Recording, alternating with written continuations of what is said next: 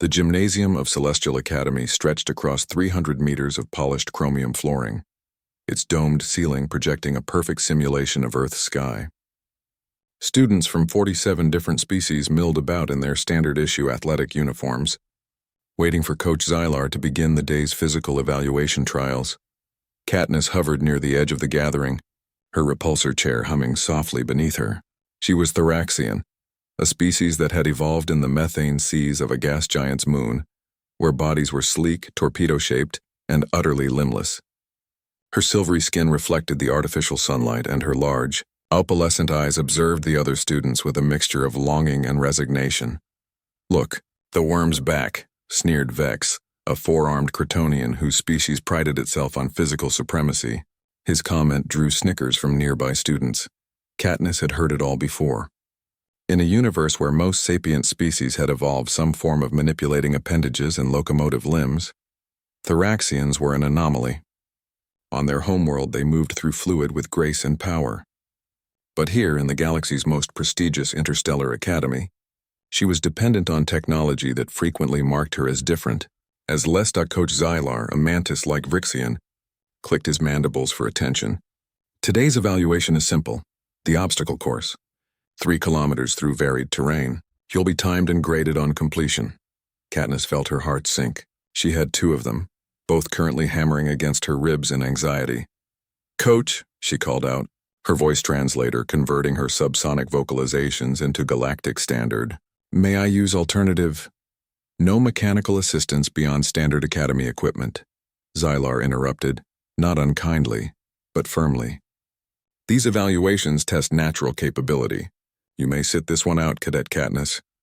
The shame burned hotter than any methane sea. Sitting out meant failing. Failing meant her scholarship review would reflect poorly. Without that scholarship, she'd have to return to Therax, to a world where opportunities were as limited as her people's mobility on land. "She should just withdraw," whispered Senna, a graceful Avixian whose wings caught the light as she stretched. "Why even try?" Orpheus had been silent until that moment, standing at the back of the formation. He was human, a species that had only joined the galactic community 3 generations ago, still considered somewhat primitive by many standards. He was tall for his kind, with dark skin and darker eyes that seemed to assess situations with unusual intensity.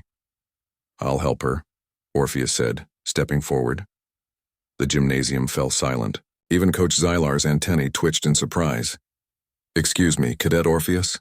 The rules say no mechanical assistance beyond standard equipment. They don't say anything about teamwork."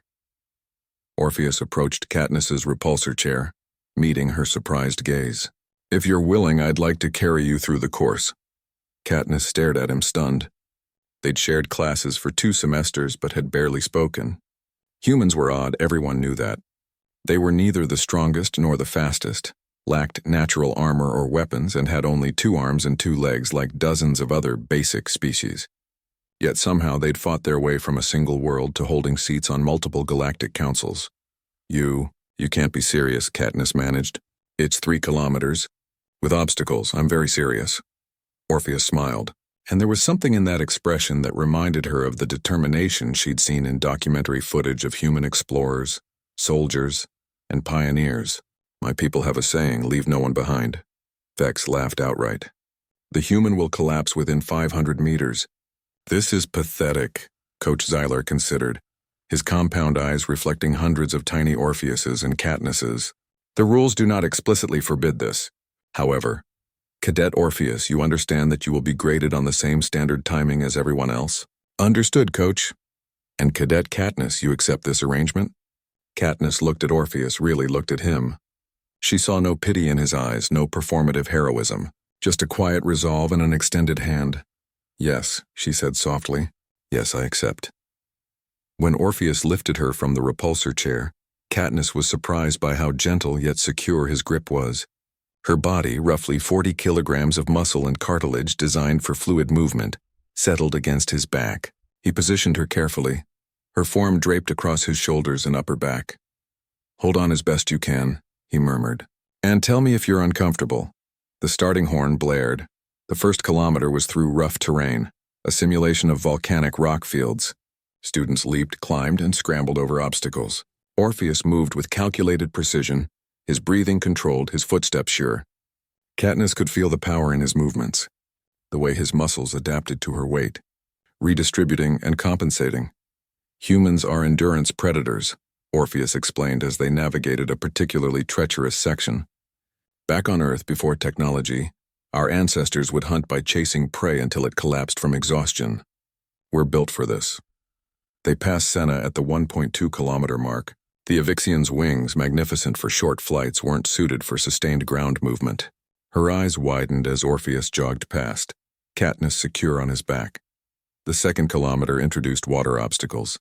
Many students faltered here, their species unaccustomed to swimming or wading. Katniss felt Orpheus tense as they approached the first pool. "I'm sorry," she said. "I'm making this so much harder. You're making this possible," Orpheus corrected. "In water, your people are masters, right? Guide me. Tell me the most efficient path." Something shifted in Katniss then. She wasn't cargo. She was a teammate.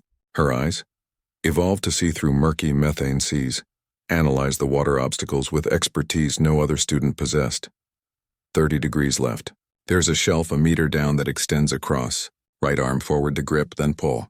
The current flows clockwise. Use it.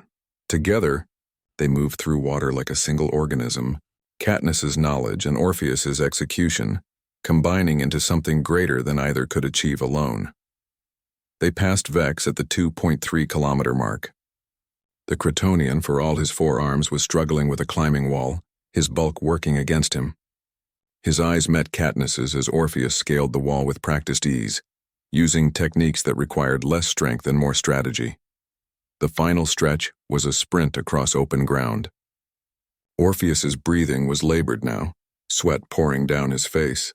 Katniss could feel his exhaustion, the trembling in his muscles. "You can put me down," she said.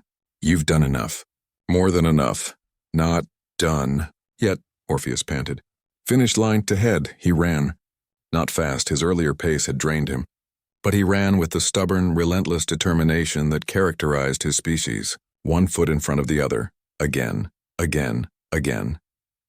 They crossed the finish line in 47th place out of 53 students. Not impressive by most standards.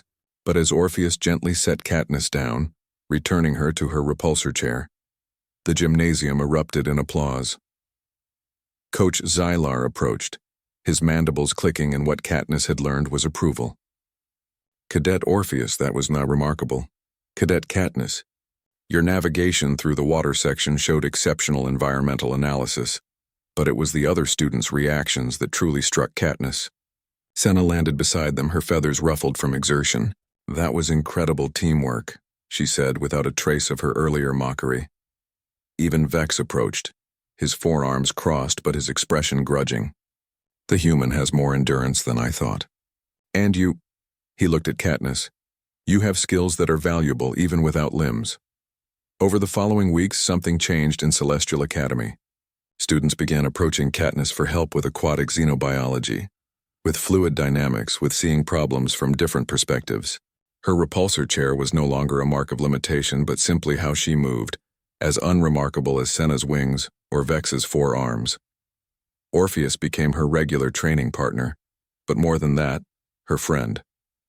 They studied together, ate together, and occasionally, he would carry her to places her chair couldn't reach, mountain trails on weekend hikes, ancient ruins on field trips, the upper branches of the Academy's great tree during festivals.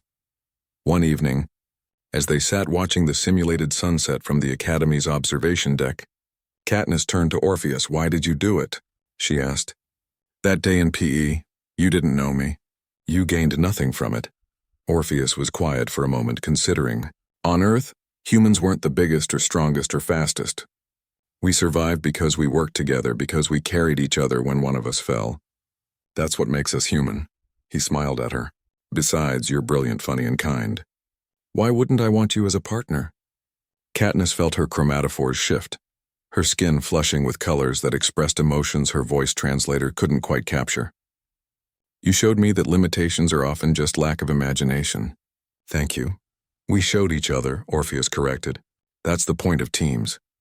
As the artificial stars began to emerge in the simulated sky, Katniss realized that the galaxy had spent so long categorizing species by their biological capabilities that they'd forgotten the most important capability of all, the ability to adapt, to cooperate, to see beyond surface differences to the potential within. Humans understood this instinctively. Perhaps that was their true